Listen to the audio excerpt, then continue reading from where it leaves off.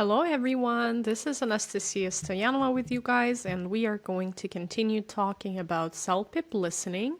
And in this video, I would like us to talk about part 3, listening for information. All right? So what we are going to cover is as follows. We will talk about task format, which facts to track when you listen, or which categories or ideas to track, to keep an eye on. We'll talk about the two-column method and common mistakes. First of all, let me remind you the format. The first 3 listening parts, they deal with 2 people talking. And for these 3 parts, we listen first and we hear the questions after, all right? You remember that for this part, there are always 2 people, yeah? For the first 3 parts, I mean. But for this part in particular, we have an expert and a person who asks for help or who asks for a certain explanation. So this is how it works. Remember that in the previous part, in part 2, we had daily life conversation, and there we had, I would say, semi-formal or informal talk about some of the problems in life, something like that, yeah, or at work. But for this part, it's going to get a bit more difficult because every part gets a bit more difficult. So we will need to keep an eye on the information that is a bit more formal. Okay. And there are 2 things to remember that, again, we need to listen carefully and take as many notes as possible. You might want to divide your page into 2 columns, man and woman, or expert, and then person who needs help or who asks for help or advice. And then be ready, because there are no pauses or rewinds on a real test. Just for the purposes of practice, today we are going to be able to make pauses and discuss together or replay and look at the question if we need to. However, on the real exam, there is no way we can do that, unfortunately. There are 6 questions with multiple choice that follow the audio. And again, just like in part 1 and 2, we have 3 seconds to respond and the audio plays once. So, which facts or which ideas to track for this part? To track, and I mean to focus on, because there is so much to focus on, but what kind of things are tested? Remember that for every part, it doesn't matter which part we are listening to, we need to pay attention to the topic. Because the first question is, what is the main topic of the conversation? Is very common for every part of the test, pretty much. So numbers, requirements, procedures, rules. Because remember, for part 3, there is a person who shares knowledge, who is an expert, so to speak. It might be an expert on work or certain processes, or, for example, I don't know, we are inviting a certain expert to come and talk about things that are related in our business, for example. But we'll see today. I'll show you when we practice. So pay attention to dates, prices, times, durations. They might ask not only that, but also why, for example. Why did the price change? Or why did the requirements change, conditions change? So that's the second point here. Procedures, for example, they might talk about some kind of installation, I don't know, installation of something in the house or in the office. So pay attention to what to do first, what to do next, because then it might be asked, we might be asked exactly that, and certain rules. If they talk about procedures, for example, onboarding, and they might talk about things, the like benefits if we talk about a new worker at the company. In this case, we also might deal with something like rules for certain things. I don't know, here maybe like free for kids, yes, or if we are booking or purchasing something. So once again, an expert shares some knowledge with a person who needs help. That's our format. The 2-column method. So again, customer, question, or whoever needs help, and experts answer. Some people divide it based on gender, woman and man, just for it makes it easier for our brain to track. However, there's no right or wrong approach. Just try to do like this, try to do with man and woman, just to track what was said, what they ask, what the expert says, okay? That's important. And then some common mistakes is that We tend to hear numbers and, for example, 15 and 50, and we have to pay attention where the stress falls. For example, if we have 15, so the stress is on teen, and we have 50, so the stress is on fifth here. The same goes for 13, so the stress falls on teen for this one, and 30, and the stress falls on the first syllable here. Be very, very careful. Same with time and dates and time. Always note AM or PM, also very important. And try to write digits for your brain. Yes, not words. Sometimes when expert and person speak, like whoever is asking for help, like a customer, for example, and the expert might correct themselves. For example, they might say, oh, actually it's 50. Yeah, it's not 40. So we miss the correction, and then we choose the wrong answer on the test. So just be aware, and such phrases help us just to spot this correction. The words like actually or I mean, Saturday, not Sunday. Careful with that. Sorry, let me correct that. Wait, that's not right. And then the correction follows. On second thought, that's also a fixed phrase just to mean that person is going to correct themselves. Yes, so just careful. Or just something obvious like let me rephrase that. Well, the right answer is, and then the corrected version follows. So keep that in mind, and now we are going to move to practice, and I invite you to follow me and go to englishstoyanova.ca, Stoyanova, that's my last name, /app/ and you will find many great tests there, and today we'll take a look at part 3, listening part 3 together, so listening for information. I have opened my platform here, and I have opened the transcript just in case if we need it, just to discuss the answers. And when the test starts, once again, let me remind you, if you haven't watched the previous videos, please watch them. There is a video about part 1 and 2 where I practice with you and I explain that today we are in the practice mode. So it means that we are going to be able to stay on the same screen for a bit longer if we need, just to be able to talk about the answer and why this is the right answer or the wrong answer. The platform also gives you the explanation of the right answer at the end of the task when you're done. And most importantly, before you start the test, the part 3 listening, just like on a real exam, they will give you a little bit of context. So it's important to prepare your brain. So just to read it, so never skip the instructions. They give a certain number of seconds very quickly. You will hear a conversation between an employee and a workplace health and safety coordinator at a company office in Vancouver. The employee is asking about the company's ergonomics assessment program. So again, do not panic if you don't know some of the words that are a bit more professional, because they are usually explained and you understand because the context helps you. Are you ready? So we will listen to the audio first.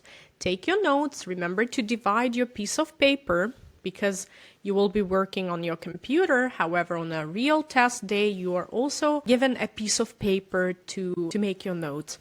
So that's how it's going to go. And then we will see 6 questions that follow. Keep in mind, what is the main topic of the conversation? And then all of the details, as many as possible. Try to note them down. And we are starting. Let's go. Hi, I heard the company offers ergonomics assessments for employees. Can you tell me more about how that works? Absolutely. The program is available to all permanent employees who've been with the company for at least 3 months. Basically, a certified ergonomics specialist comes to your workstation and evaluates your setup, your chair, monitor height, keyboard position, that sort of thing. Oh, that sounds really useful. Do I need to do anything to prepare beforehand? Yes, a few things. First, you'll need to complete an online pre-assessment form. It takes about 15 minutes and asks about any existing discomfort or injuries. Then, please make sure your workstation is in its typical configuration when the specialist arrives. Don't rearrange anything specifically for the visit. Got it. And how do I actually book the assessment? You submit a request through the HR portal under the Wellness tab. Most appointments are scheduled within 2 weeks of your request, except during the last 2 weeks of the fiscal year, when assessments are on hold because the specialist is completing annual reports. I see. Is there any cost involved? I wasn't sure if employees cover part of it. The assessment itself is fully covered by the company. However, if the specialist recommends specialized equipment, like a lumbar support cushion or an adjustable standing desk, standard items come out of the departmental budget. But premium upgrades above $300 are the employee's personal responsibility. Ah, so I might have to pay for some things. What if I need a follow-up assessment after changes are made? Good question. Follow-up assessments are included at no extra charge, as long as you request them within 6 months of your original assessment. After that window closes, you'd need to submit a brand new request through the portal. Perfect. That's really helpful. I'll get that form filled out today. Great. And if you run into any issues with the portal, our office is open Monday to Friday, 9 to 5, though we close at 3:30 on Wednesdays for staff training. Question 1. What is the main purpose of Timothy's conversation with Amara? Okay, here we go. So you see it goes really fast and we get to hear the question. On a real exam, we cannot rewind or replay the audio and there is no transcript of the question. Just keep in mind that these buttons here are just for your practice because it's not a test yet. On the platform, there is a test mode that you could try that helps to get used to doing things nonstop, but now we are just learning. And you see 30 seconds go really fast, so careful. But the question here was the main purpose of this conversation. As I said, this is the common way to start this part when they ask you about the main idea, right? Take a look to complain about discomfort caused by this workstation, to find out how the company ergonomics assessment program works, to report a workplace injury, and we immediately can eliminate this one, right? Because it was not about the injury. It was only mentioned as a word, yes, because that's what ergonomics deal with. They prevent injuries and discomfort. However, it's not the right answer. So to request specialized office equipment from his department, also not from his department, right? It was not the main purpose. And as you could see here, we boiled our answer down to A or B technically. So to complain about discomfort or to find out how ergonomics assessment program works. Was there any discomfort that we know of? And we can look at the transcript here. Here, you gotta pay attention the same way we talked about part 1 and 2 in the previous videos that I made for you guys. We have to pay attention to the very beginning and the very end of the audio as well, because at the very beginning, Timothy asked here assessment. Yeah, the company offers assessment for employees. So it was not about discomfort. It was just overall to find out how the company's ergonomics assessment program works. That was the purpose, the main purpose of this conversation. Now I'm going to play question 2. Are you ready? Question 2. Which employees are eligible to participate in the ergonomics assessment program? Here they just test the detail. So we have all employees, regardless of how long. Regardless means it doesn't matter how long they have worked at the company. Notice that the time goes fast. And on a real exam, if you don't know, just take a guess. Never leave the answer blank. Permanent employees who have completed at least 3 months of service, only employees who have previously reported an injury, or contract employees. Some things are logical, yeah? For example, contract employees might not be the part of that, right? So, but you gotta always rely, though, on the things you have heard for sure. If you don't know, take a guess. But let's take a look. The correct answer here.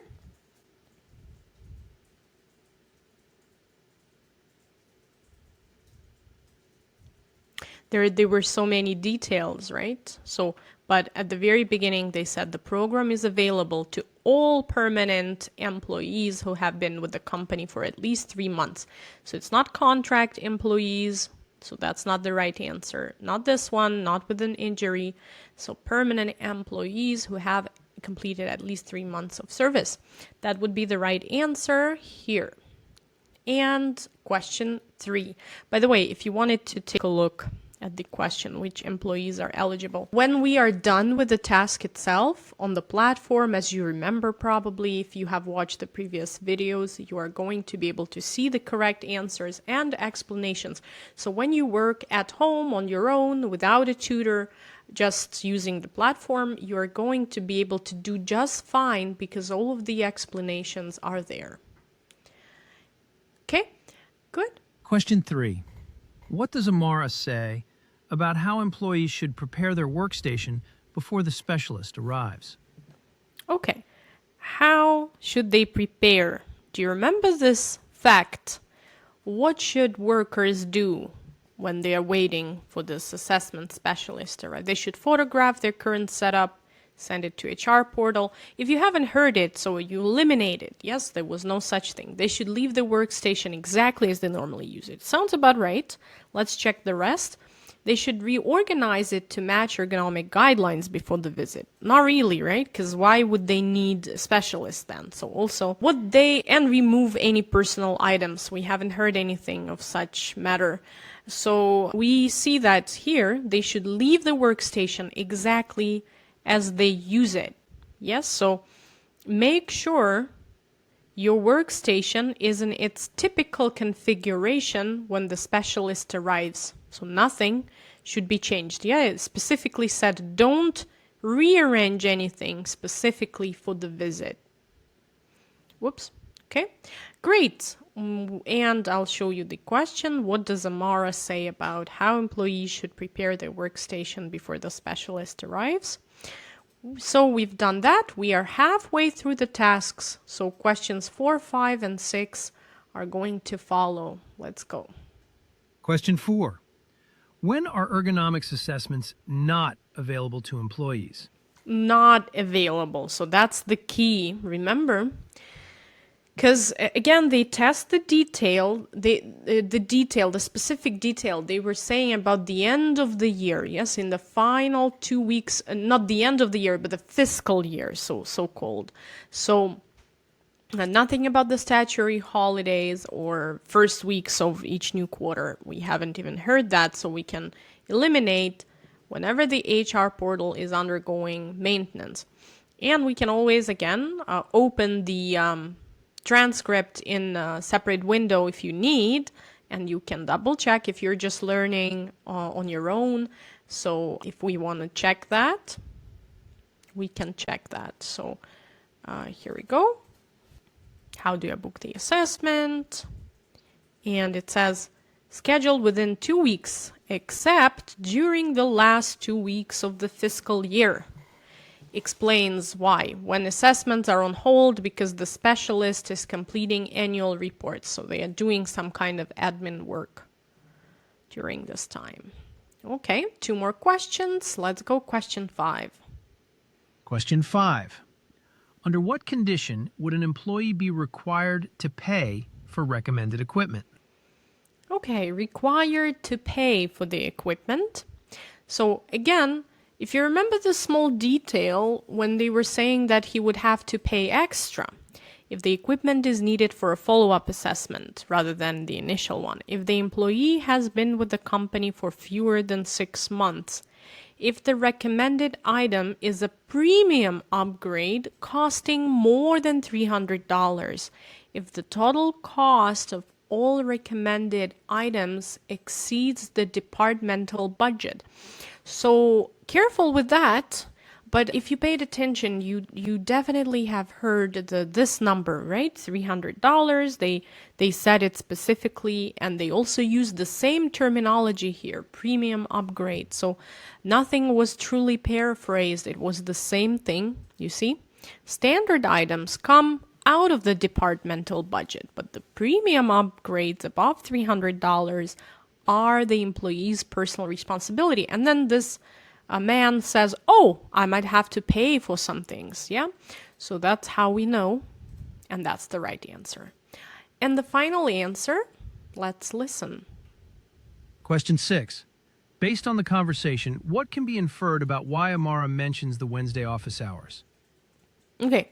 Wednesday office hours. We just always try to catch the key words, the key phrase. Yes? Why, what can be inferred? Why, she mentions. So what can we guess? Logically, based on what we heard. That's what it means, infer something. Guess, logically, based on what we heard.